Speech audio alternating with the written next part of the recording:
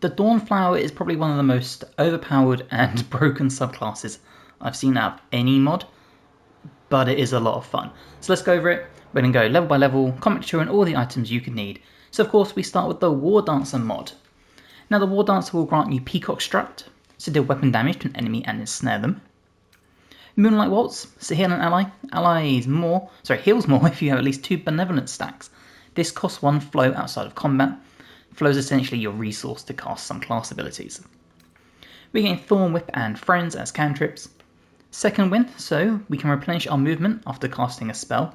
This is extremely helpful. Ever Evasive, so you don't provoke opportunity attacks and gain a +3 to AC, which is a huge boost at the start of the game. If we come to our proficiencies on the side, we get Spears, Pikes, Halberd, Glaives, Light Armour and Shields. When it comes to our ability points, we're going to have 8 Strength, 16 Dexterity as this will be used for our weapon attacks, 14 Constitution, 10 Intelligence, 10 Wisdom and 16 Charisma as this is our spellcasting modifier. For proficiencies, take whatever fits your theme or build.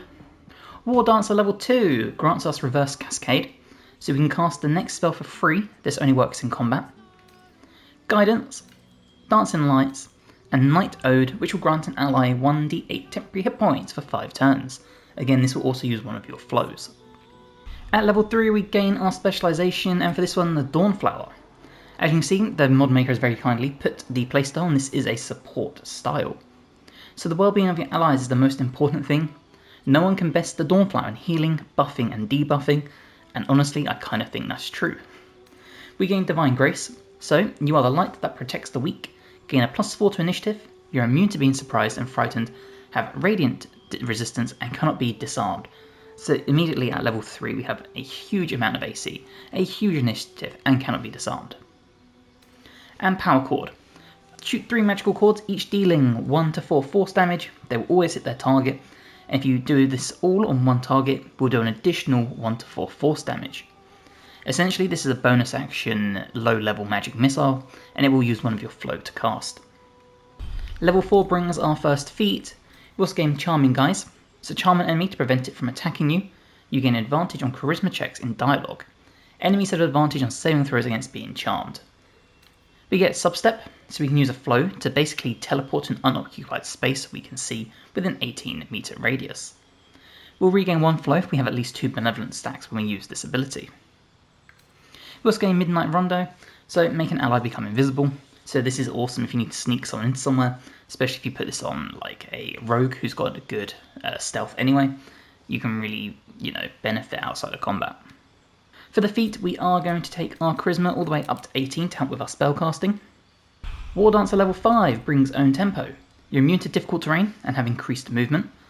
Combined with our earlier level class feature of being able to replenish our movement after casting a spell, means you can move with increased movement, cast a spell, and then get your whole movement back to move again. Plant Growth, which is a great ability to place on the floor. Enemies will have their movement speed quartered when they walk through it, and essentially this is a great way to keep enemies stuck, allowing you to sort of pick them off with your bows, your firebolts, that sort of thing. We gain Blessed Healer, so when you cast a healing spell of a level 1 or higher on another creature, you'll also regain hit points equal to 2 plus the spell's level. So if you do a 2nd level spell, you'll regain 4 hit points. And Encore. Restore an action and the movement of an ally that has already acted. Only works on targets who have already used all their actions this turn. Essentially, this is only going to be on like rogues, maybe rangers, anyone that has a huge initiative, because our initiative is going to be so high. War Dancer level 6 brings Bewildering Grace, so this is basically a level 1 hold person, and any melee attacks on that person within 3 meters are always critical hits.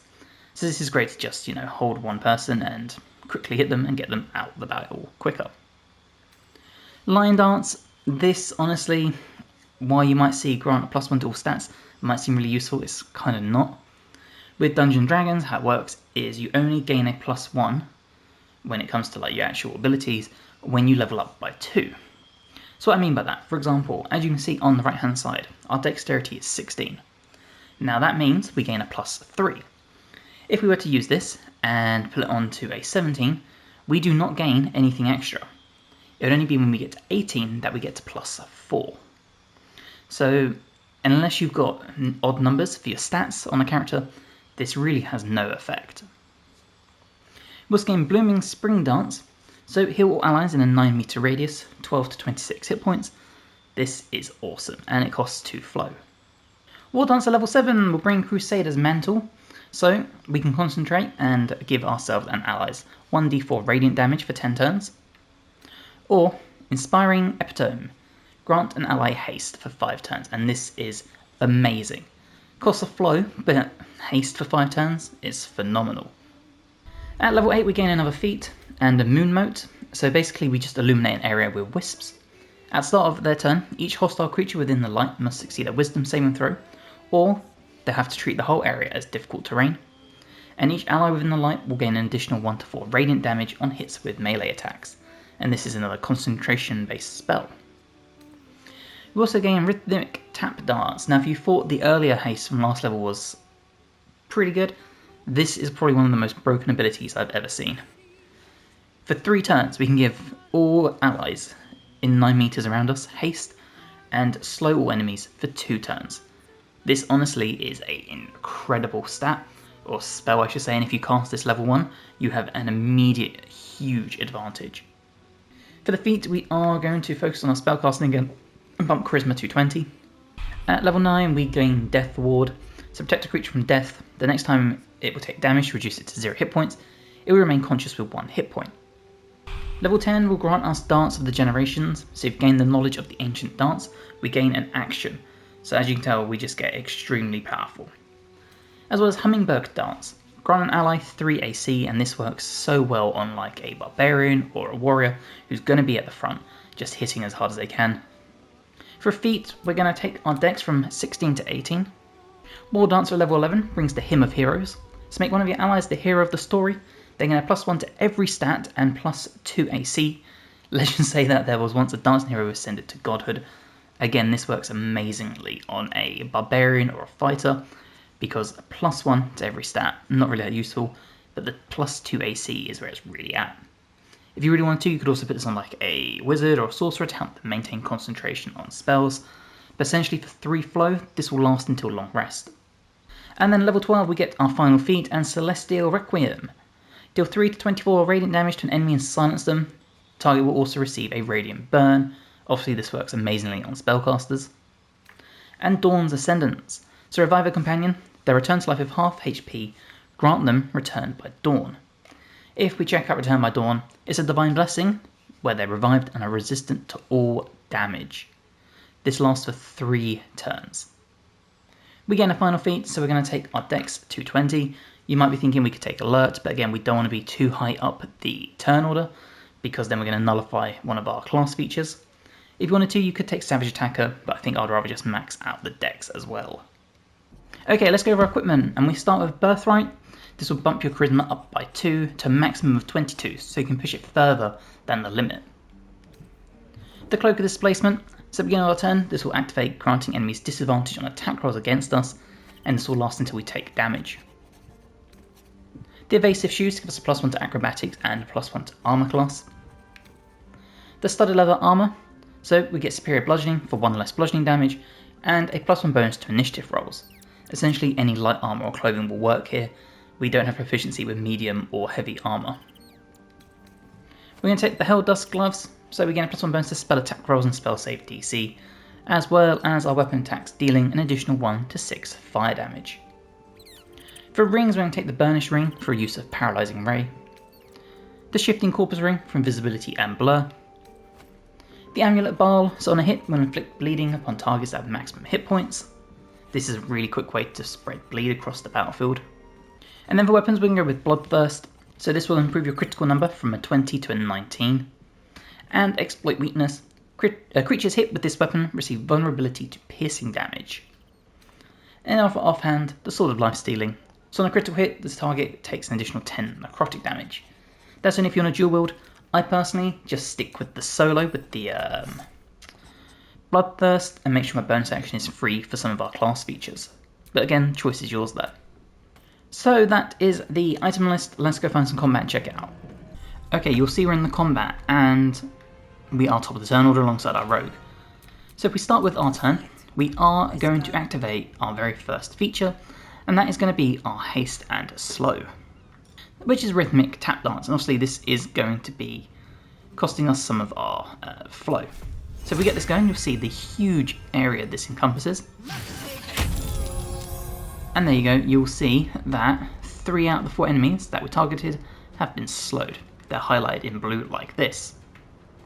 Now from here, we still have a bunch of abilities we can do, as well as our bonus action. Now, one thing we need to do, and you should do this ideally when you leave camp, but I forgot, is the Hymn of Heroes. So we're going to throw this on to Karlach. And there you go, we boost her AC, as well as her stats, which again, isn't that important. Now you see we're down to 7 flow, which is absolutely fine. For a bonus action, let's do a power chord.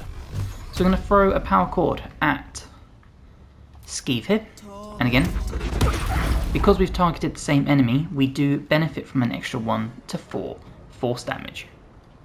The next thing we're going to do is we're going to nullify the spellcaster by doing a Celestial Requiem, and this will silence them. This will stop them casting a bunch of spells, as well as give them a Radiant Burn. And that's all just on round 1. As you can see, we do still have 1 action left, which we can't really do anything with. But of course, we have haste. And this is where it becomes a little bit broken, because it means we can just churn out attacks like that. You see a big miss there, and you'll see our Cloak of Displacement as well. And again, this is where it becomes very evident that this subclass is a little bit broken, because we can send Karlach up here to start dealing damage. Now don't forget, you are going to want to Frenzy with your Barbarian to really maximise the amount of damage you can do over the course of your haste. But this is just where it allows the mod and your party to come into huge effect. You see the enemy there being silenced. Usually they would cast invisibility. Because of the silence they are unable to. And you'll also see we are not concentrating on the haste, which is what makes it so broken. Which means we can do stuff like our Hummingbird if we want to. So we'll throw this up, and we'll throw this on to Karlach to boost her AC even further. If we now check out Karlach, if I press the right buttons, you'll see Karlach is rocking a armor class of 24 with just some very basic equipment here.